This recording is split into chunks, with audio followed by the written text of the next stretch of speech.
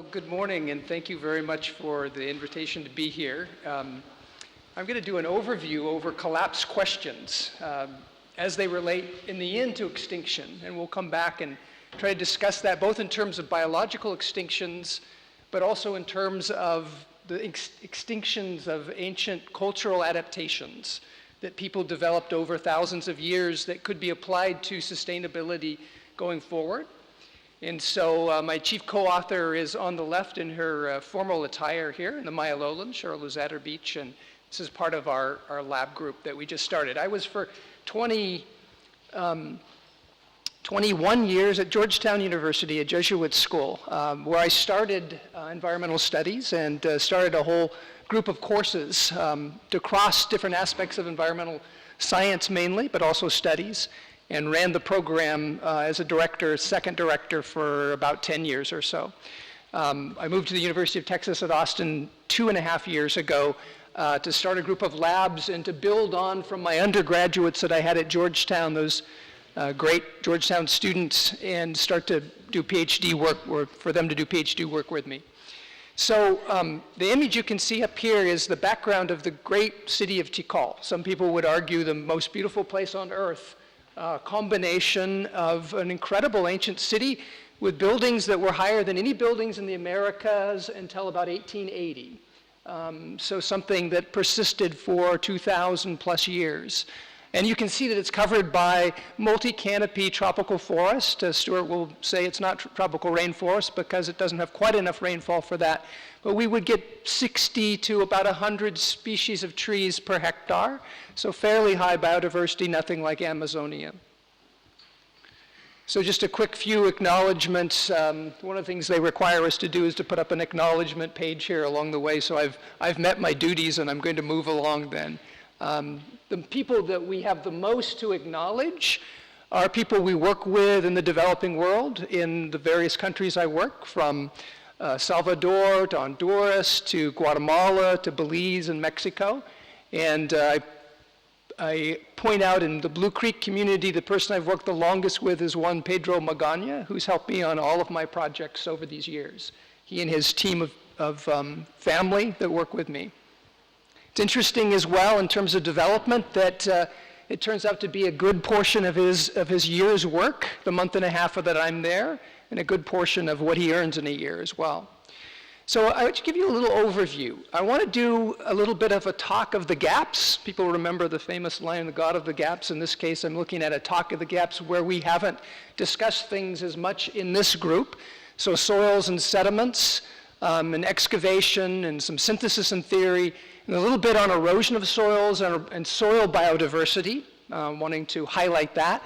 The collapse in historical science, some cases, and then ultimately the morals of the Miocene. I say in quotes because I recognize that there may be some stratigraphers who have some problems with my term there. But droughts, degradation, land-s capital, and then some implications for extinctions. So just a few slides, this background, most of this work is done through excavation, through coring, and then comes back to the lab at the University of Texas there with some of our lab participants.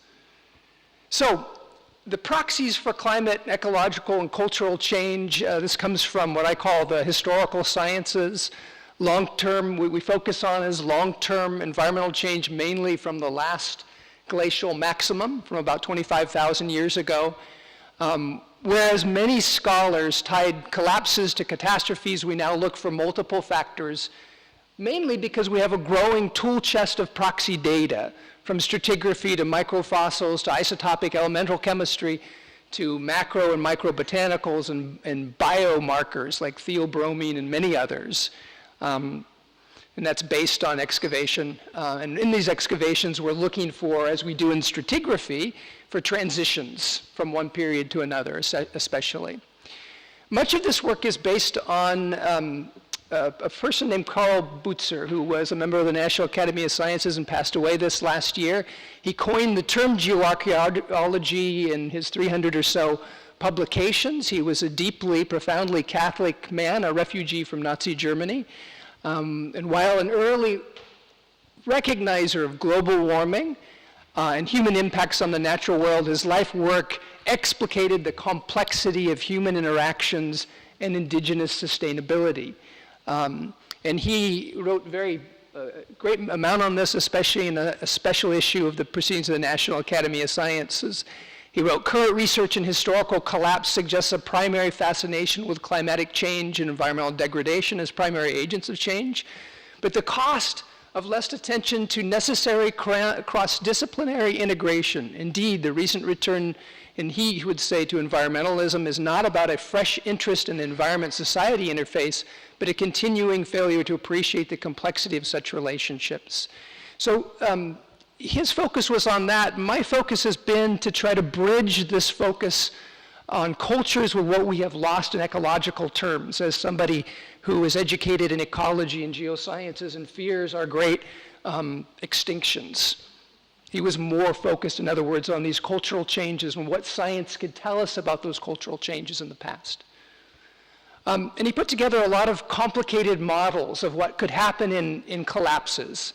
He said the challenge for scientific study of historical collapse remains to the development of comprehensive, integrated, or coupled models drawing upon the implications of qualitative narratives that go well beyond the routine social science categories to incorporate complexity of human societies. If you're interested in this work, start off somewhere. There are 300 plus publications.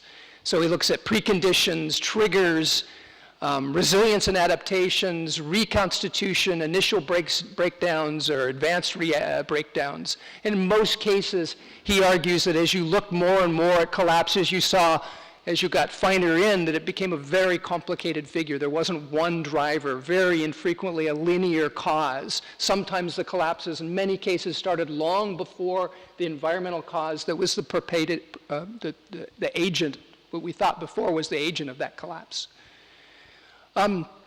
He and Dr. Infield, who was at Nottingham at the time in PNAS, wrote, people have been interested in the breakdown of historical states or societies since Greek times, with shifting explanations that reflected prevailing intellectual climates. A very interesting, deeply historical discussion of these kind of changes. And that's one thing I've seen in my career as well, is to see how our view of the change of different societies has changed based on our intellectual climate.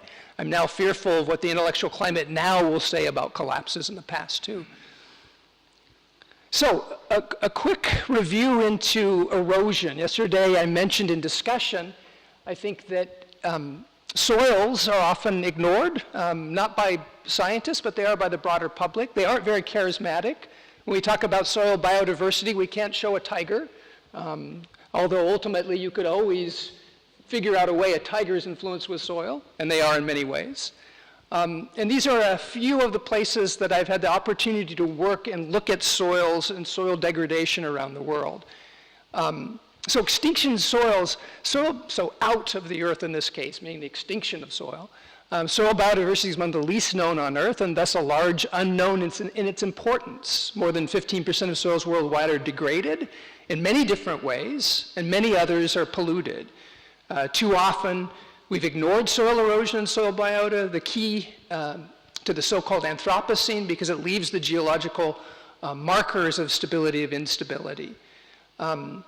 Still, this has not really induced traction. It should have, because soil change is often insidious, and as I say, never charismatic. I have to admit that even my own students lean away from soils, even though they're in a soil lab, and usually when they're writing it up and putting the title on, they don't call it soil because they're afraid that it's not going to get as much traction or interest out there, ironically, I would say. And extinction in soil comes from all the same drivers that we see extinction elsewhere, but more importantly, I think, is soil erosion, which is so universal, and many of you have been and seen it before. I would say we talked about win-wins of soil conservation with carbon sequestration and slash and char systems is that we can actually pull carbon out of the atmosphere by creating anthrosols in that sense. And I think that that's an area that we need to work on more by understanding microbiology as well. So some of you know the Nobel Prize in 1951 went to Waxman for his work on the soil actinobacteria. And of course, there were hundreds of more antibiotics that have come from soil microbes. Like the sea, the soil mirrors terrestrial ecosystems. I won't belabor that point, but you could imagine that each of the trophic levels also occurs within soil systems. Connecting to our large British audience here, Charles Lyell, some of you may recognize as the paternal figure of geology, came to the United States in the 1850s and discovered gullying when they were first deforested the region. And he wrote, very, as he often did, very grandiose statements about how this erosion occurred for the first time since ancient times in geological history, because deforestation hadn't occurred in that time. And I show up here just one of those pictures. I don't think I can point with this, but over on the right side to you is a place called Providence Canyon, which is a state park in Georgia that's about 70 meters deep, and it's one gully that started in the 1850s. And it goes for hundreds of meters. First, stated and talked about by Charles Lyell, like so many first things by Charles. Okay, wrong way. Okay, so the Mediterranean is famous for its erosion.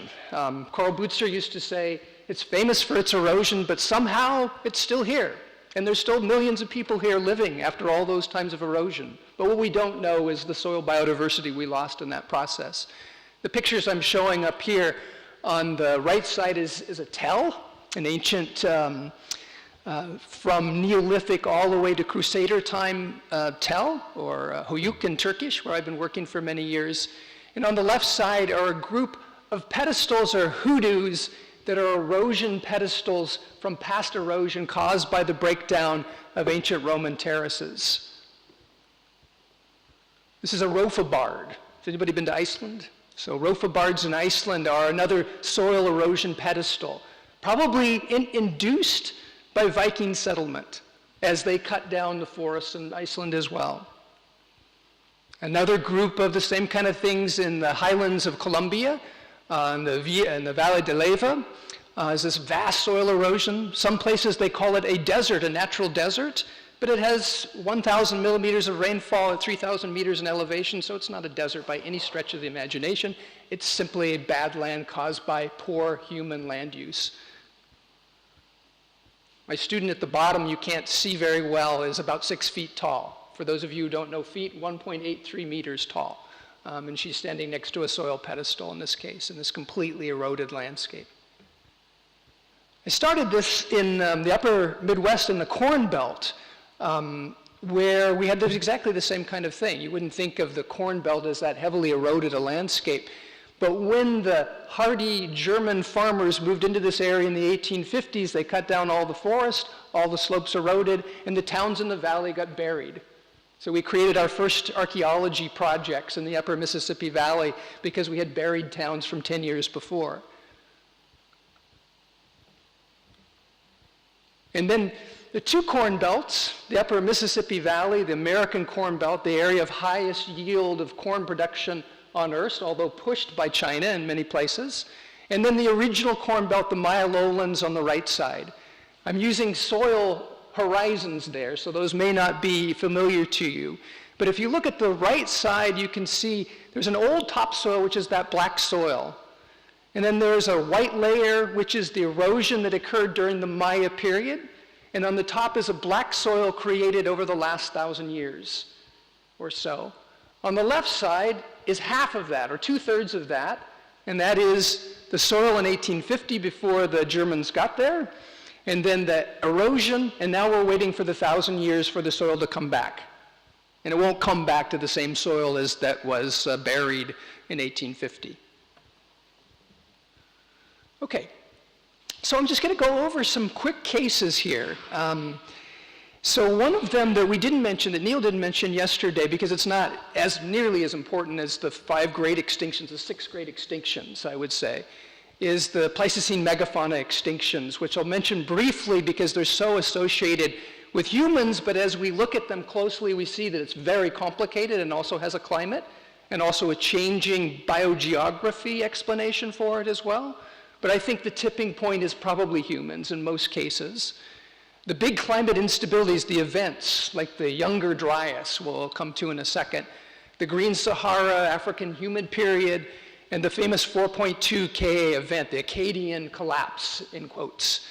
But I want to point out that each one of these have equifinality of lines of evidence in some cases. There are multiple explanations for what happened in all of these time periods, showing that there's no easy smoking gun.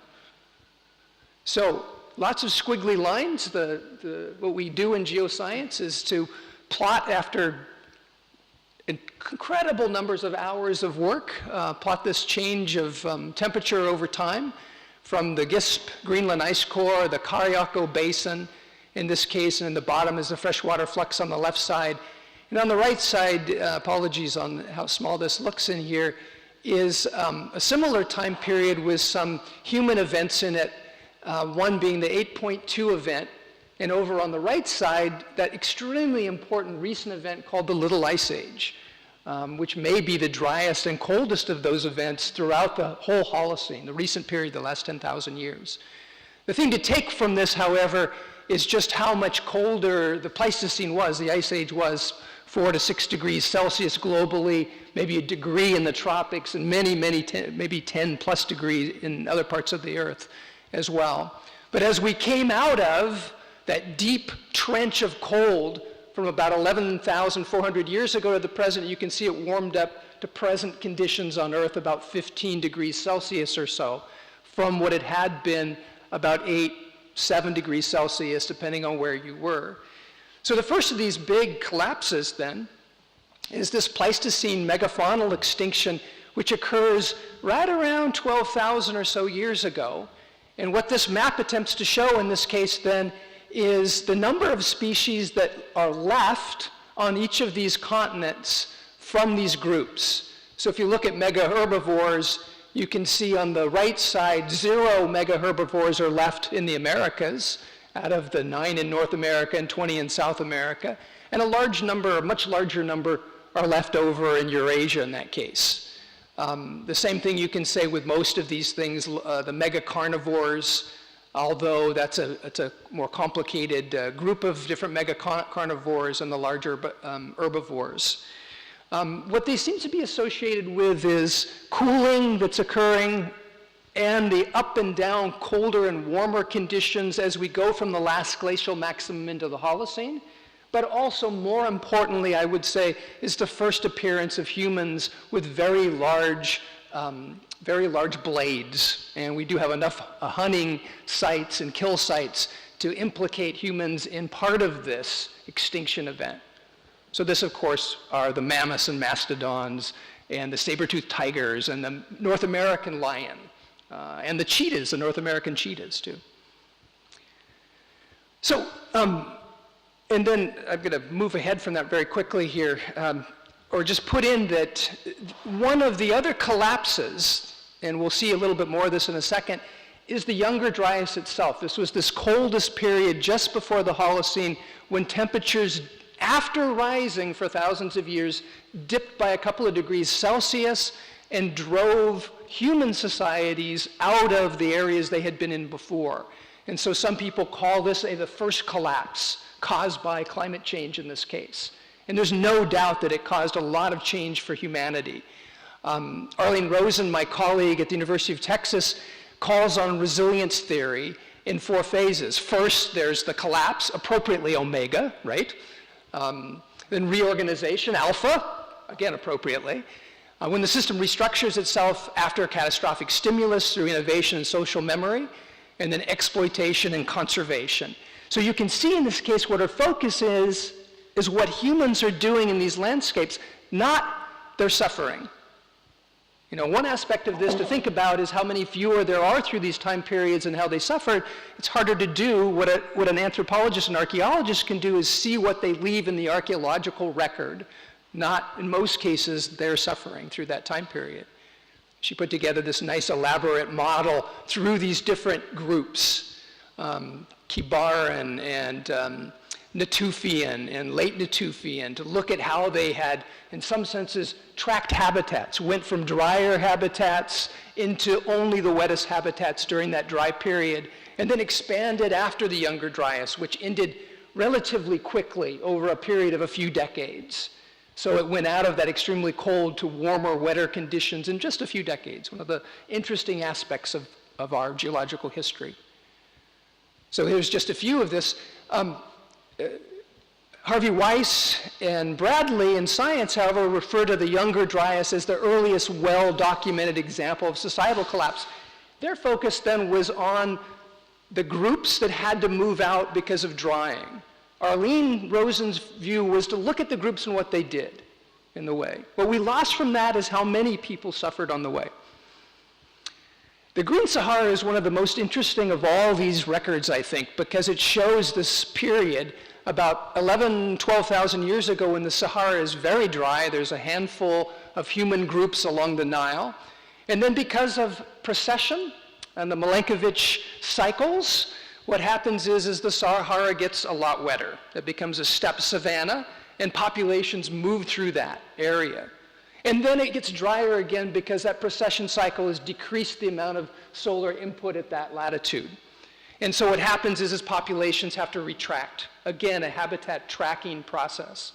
But again, we also have to say that there were giant populations across North Africa who were tending megafauna, and all of those things died out at some point along the way in that process. What we don't know about this is how quickly it happened. There are two different, as always, a couple of different views. One is that it was catastrophic, it happened rapidly. But most of the work by the most detailed people said it happened over a longer period of time, and people adapted into the wet places that were left and slowly moved back towards the final wet place that was left, the Nile itself. Some great pictures. Some of you may know that this was discovered because a German explorer in the 19th century went out and found these pictographs all over the Sahara showing all these wetland species, crocodiles and herbivores, and humans hunting them too. And so people said, wow, this must be from the Pleistocene. It didn't turn out to be the Pleistocene, it turned out to be the early Holocene in that case. What the pictures show is this change in orbital forcing, the amount of solar radiation that decreased, driving the climate drying of North Africa, changing its extremely strong monsoon into a much less strong monsoon. And what's in green up there is the much higher lake levels at 9,000 in Africa. You can see that Northern Africa and Southern Africa don't track together because there are different influences from those solar cycles. So at the end of this is the Akkadian collapse. So this is central Mesopotamia. And this is this famous 4.2 event it was on the cover of Science in 1993, for example. There's a picture of Tel Eilan, which collapsed at that time period. And Harvey Weiss then has put together these group of proxy evidence showing significant drying for about 200 or 300 years. Now, other people have argued that it's a much more complicated picture than this, but that's where the debate is at this point. And if you look at a number of different research sites along the way, they see different kinds of things. I just pulled off the next image from one of Harvey's recent articles that I was a part of a special issue in. And this one shows in yellow the sites that were going strong at 4.3K, 4.3 thousand years ago, and where they had to move at 4.15K. So he calls this habitat tracking again. Not necessarily collapse, although they use the term collapse, but tracking into these new, wetter, riverine places. And the same thing occurred across the areas of large monsoon on Earth, all across northern Africa, through Saudi Arabia, modern Saudi Arabia, through Southwest Asia, all the way to India in this case. This was a big, major event in Earth history. It influenced millions of people. Now, to the Miocene, in quotes, Neil, in quotes here. From geoarchaeology and paleoecology. By the way, if you're not familiar with it, that is a fer-de-lance there, eating a toad. We don't often get these kind of sightings, but those of us who are ecologically oriented jump on them when they can, because that's the only time you want to get close to a fer-de-lance, when it has its mouth trying to gobble a toad in this case. I've seen a lot of them under worse conditions, let's say. So the first thing I would say is that Maya culture is part of a long history of humans in Mesoamerica for 15,000 years or so. And so what we see over on the left is Tikal again, this icon of Maya civilization. And Maya civilization, many social scientists have called an example of low-density urbanism with garden cities. All of those dots on the right map are ancient Maya cities, and they vary in size from 100,000+ to a few thousand. But what you should gather from that is that that's an area of a couple of million people today in a place that 1,000 to 2,000 or 3,000 years ago had many millions of people. We don't know how many because we can't really predict those kind of demographic trends from archaeology, but we know there were a lot more people in those cases. What that also indicates is that every soil in the Maya lowlands is an anthrosol, okay? Because the entire environment is covered by ancient Maya land use. Just some background. Tropical forest environments ranges from 500 to almost 5,000 millimeters of precipitation, and from a handful of species per hectare to around 120 at the most, 110, 120 in the wettest areas. It's tropical wet and dry region, and we were just talking with Stuart on the way up here. We'd rather be under that canopy on the upper right than out in that savanna because the temperature difference is so gigantic as we work in these locations. And of course it has what many of us love, charismatic macrofauna. I've been fortunate in the almost 25 years I've been working there to have had 5 jaguar sightings. That's pretty peak. A few jabiru storks you can see up there as well, and a lot of other interesting species. One of the things we've been doing is to make a transect through old-growth tropical forest over 10 kilometers to identify every tree in a sampling with Nick Brokaw up there, and then to identify soil chemistry and identify all the Maya archaeology to try to understand how forests were influenced by humans in the past and by current soils. So here's our transect. And we're working on that now. We've had some very strong discoveries so far, one of which is that all of that forest is really underlain by Maya archaeology so that it influences all aspects of biodiversity there. Some anthropologists have gone so far as to say that there's higher biodiversity under these kind of archaeological sites, but that's only conditioned by the high biodiversity around those sites and the fertilization that the Maya site leaves in its place to draw in species and biodiversity, because of all of the phosphorus that's left behind and because of all the activated charcoal and so forth. So here's this landscape. It's an area of a lot of natural hazards. We'll come back to those. A lot of climate change. Some of the earliest climate change work in collapse was around the Maya world.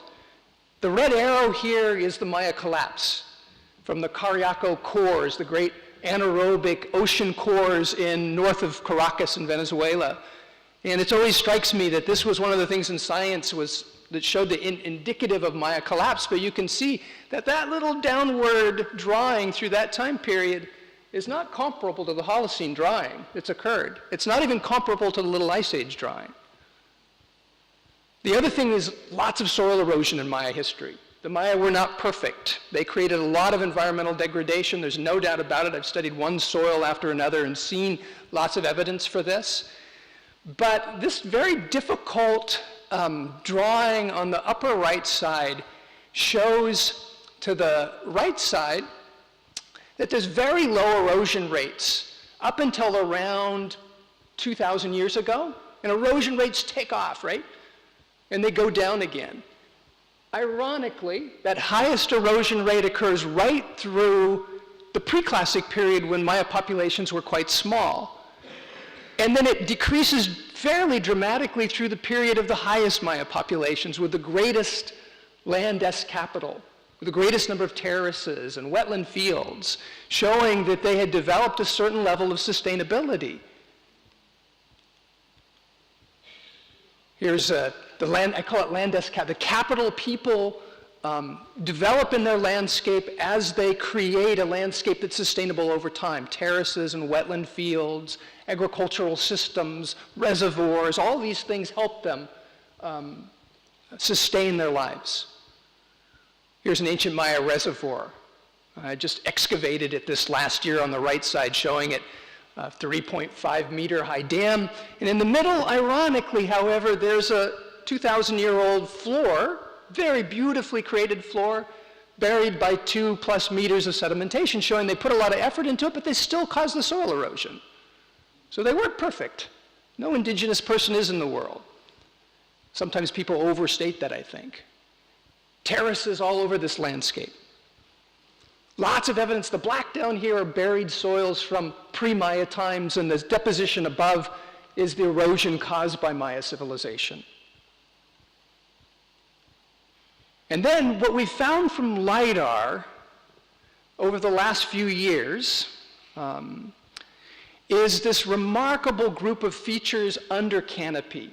This laser system that we've been employing to study both the thickness of the canopy and potentially the biodiversity of canopy, but also the features on the ground.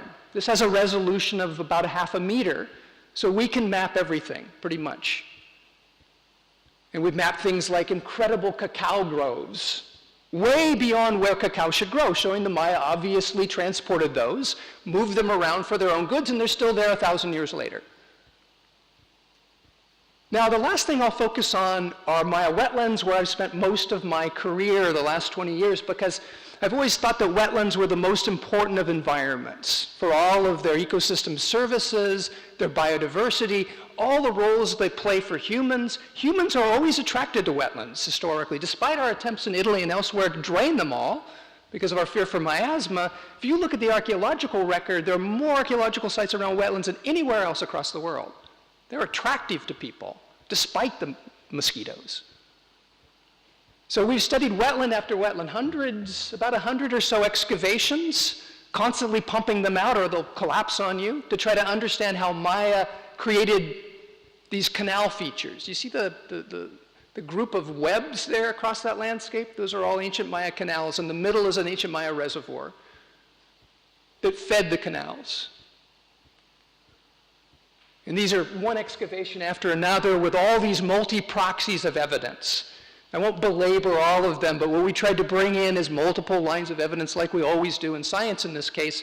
In the middle, that dark area is the filled-in canal, and on the right side is the sediment that's been built up to build the field above water table to be able to grow crops. And we have lots of evidence for what those crops were. So we developed a model showing the complicated model that happened. It was an environmental human interaction over 1,000 years. 4,000 years ago, water table was low, sea level was lower in this region. 2,300 years ago, water table rose, sea level was rising relatively here. It created a new soil layer.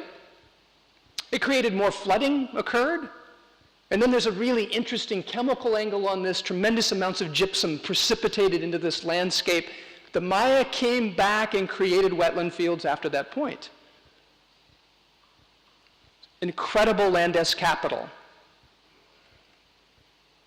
We've been studying the same thing in China recently because China is the 900-pound gorilla of human influences on the earth and potentially the early Anthropocene.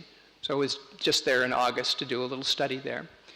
I'm going to throw in a few more things. We, for years, have just been studying these small places that we could find under tropical forest canopy that would take us days and days to get to, and we'd set up, and it would take weeks and weeks to excavate. But fortunately, LIDAR came along, and this LIDAR allowed us to map these vast areas. And what we found, you can't see it too well in this big swath of LIDAR, are the wetland fields, but all sorts of terrace systems that are right next to them. And more wetland fields across this landscape associated with upland terraces, very complicated human land-esque capital built over a long period of time towards sustainability. For example, here's the birds of paradise we found just because it was savanna when we flew over back in 2003. See its canals, remarkable symmetry of this landscape, 200 plus, a kilometer long canals. in many cases. And then here's simple Google Earth in this case. And there's the birds of paradise field. And then LiDAR comes in and it shows the whole thing for miles around our ancient Maya canals. Well, we think. We have to go back in and excavate a lot more places, but it's going to take a lot shorter period of time to get in and do that, now that we know where they are. And then we start to map it beyond where it is, that we've been studying under this tropical forest canopy to get an idea of how big and how important this is, and it goes on for a large swath of the Maya world.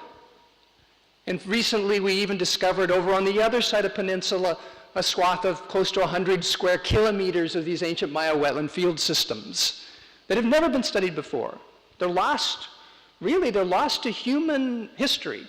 How they worked, how the Landes capital worked, how long they worked, how productive they were. They had to be productive because of the imperative of the amount of labor it took to build them. So in the end, however, the Maya did transition about 900 AD or so, and they did not ultimately adapt successfully in this high region in the middle because they were too far removed from the water table. And as drought occurred, all the yellow lines are drought. The most important one is that little drought I showed you in the Cariaco Basin. When you start plotting together all the lines of evidence, you see that one line of evidence after another shows there is a drought through that time period, right around 900 or so. And then the most recent evidence shows that a bigger drought comes along right after that time period. So a double whammy drought, which we think then first pushed people out of that interior region high above the water table, but then it didn't allow them back in. It was too dry for 100 years or so for humans to come back in and inhabit those regions. So that when the conquistadors came through, they saw nobody down in these locations that had millions of people 1,000 years before. So I think in the last 3 minutes, what I want to do is just look at some of the implications for extinctions and to do a few conclusions along the way. And we can go into any of these that you wish to. Historical science shows examples of extreme environmental change, from the Younger Dryas to the end of the Green Sahara period. These are times that created a huge amount of human suffering as humans had to habitat track into new places that were smaller, less convenient, and had fewer resources. The answers from social science are often human resilience, habitat tracking, adaptation to change, which we can read in migration, in terraces, in reservoirs, in wetland agroecosystems. But it often eschews the idea of collapse, but there were these collapses to some degree. We tend to want to use the term transition, however, one to differentiate ourselves from those folks before who used terms like collapse. Early extinctions had connections to humans, but in the same way I think the early Anthropocene of 5000 BC has the Anthropocene since 1950. That is the Great Acceleration. The rates are now much higher than they were even during the Pleistocene megafaunal extinctions.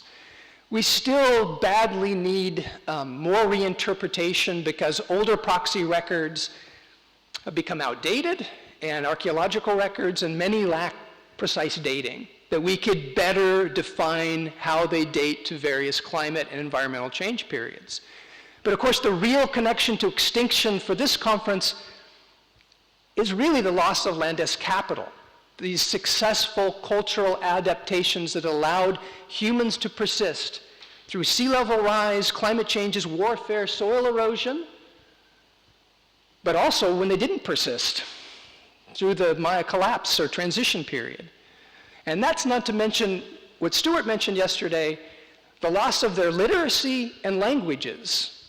In the 16th century, the final collapse of the Maya was caused by Bishop de Landa, who burned most of their books.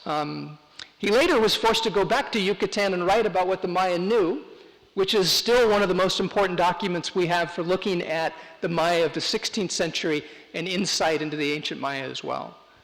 Thanks.